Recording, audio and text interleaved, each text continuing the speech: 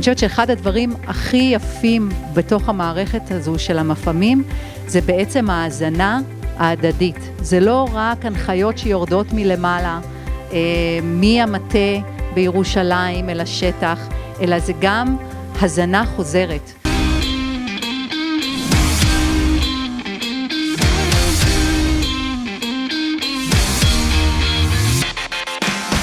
תודה לכולם על התרומה ובהצלחה באתגר החדש.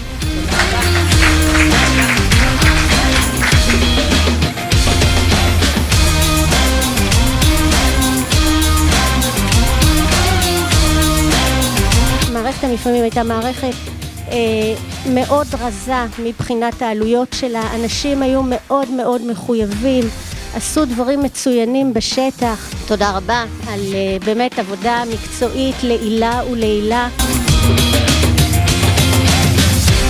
15 שנה.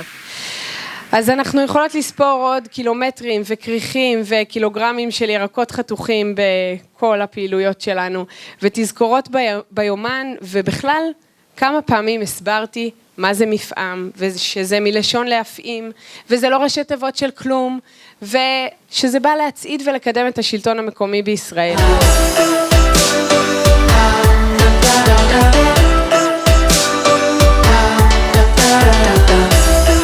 ואני רוצה לאחל לכולכן ולכולכן המון המון בהצלחה, ושיהיה לנו רק טוב.